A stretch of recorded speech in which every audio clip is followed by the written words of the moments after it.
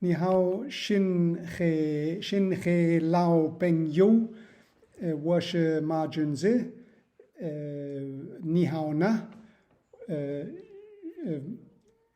xie xie Hong Yong Ching Xian Sheng for having me again this year with you. I would like to be in Shanghai, but there were some troubles with regard to the COVID again, so hopefully you are all well. I want to talk you through about trade dress. Trade dress is not only the shape of the product, a design. So that would be a trade dress in a normal way. No, the trade dress in a more general way, in a more broader sense.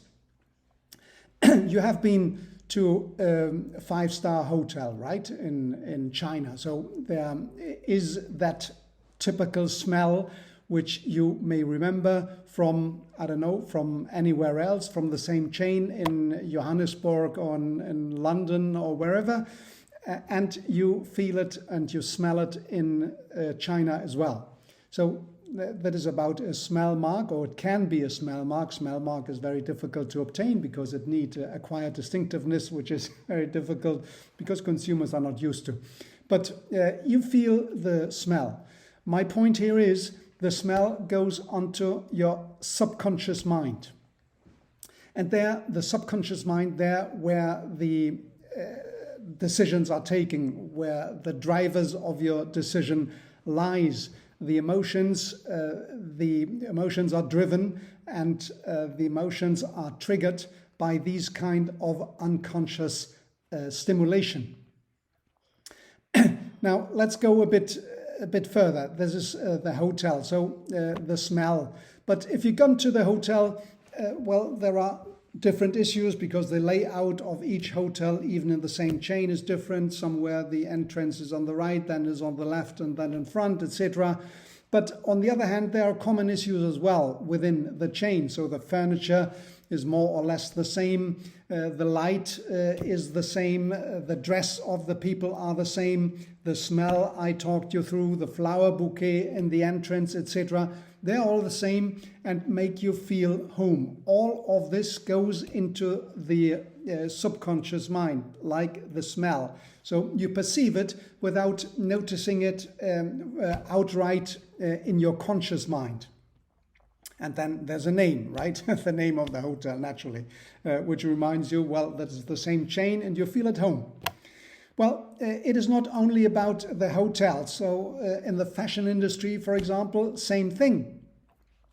You have the Gucci store, the Armani store, whatever it is, and they have a certain layout, and they have these large windows, and they have the shelves, the labels, the furniture, the people, the dress. It is all preconceived in the designers of these stores, that the psychologists, so to say, in order to get people involved, recognize, to come to your unconscious mind. Now, what my point here is, we will not have a possibility to outrightly prohibit this. It is not a trademark infringement. It is a trademark which probably is somehow similar, but not infringingly similar. The design. Well, the design, I don't know whether the design is protected or not, but the design is also a kind of similar, but not identical. What about the labels, the furniture, the shelves, etc.? Well, all of them are very similar. Now, they are not outrightly similar as to act on the trademarks, as to act on the designs, as to act on the copyright. They are, all of them, they have similarities, but not at the point to be infringed on one IP right. And that is my point here. It comes to the overall impression, and that overall impression to come by is not very easy. You have, for example, the unfair competition. That would be, on my opinion, probably the only way to come by in order to get into the different issues here. and to make it feel that, this is a kind of infringement. But let me give a bit further. You have the Apple store, the layout of the store here on the screen, for example.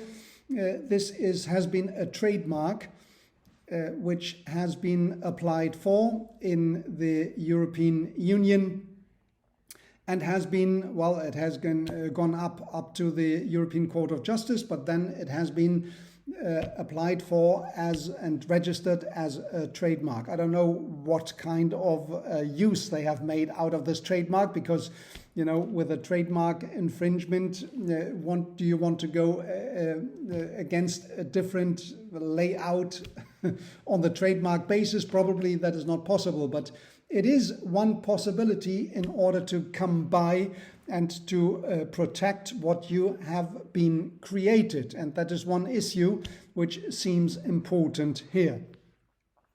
So in China, there may be a possibility that this becomes more virulent than in Europe. Admitting that you have these big outlets, Westerners outlets if you want, the famous brands, you have them in the big cities, in the first tier cities, perhaps in the second tier cities, but they do not go until the third tier or fourth tier city in China, which again they have multi-million inhabitants, so they are very big, not like in Europe where fourth tier cities are very small. But so the inhabitants of that third tier or fourth tier city, they are also potential consumers of these big brands. Now, if you put in these cities this kind of store, which remind of the consumers of these big brands, and they think, it is not outright that Armani store, but there must be somehow a link because it smells identically, it sees identical, so all the senses, so to say, are reminded of that Armani store or that Dior shop or whatever it is. So it is a real possibility that in China it comes to that confusion, and then it comes out also about infringement, and then there we are with enforcement. How do we come by? There was one, I can remember, there was one store at the airport in Guangzhou, one store which was 20 or 40 meters as a distance from another store, which was a different entity, ownership, but they looked identical to me at the first moment. So I could have been confused on my own if I am, coming from outside, as in the airports, you're coming from outside, you get confused about one and the other because, it looks practically the same. So that's what I wanted to tell you about the trade dress in general, the subconscious mind, how to get the consumers hooked up, and how this can be the wrong way we want to use trademark law, to use intellectual property law. Happy to be with you. I wish you very much health, no COVID problems in the future, and xie xie ni men de Guangzhou.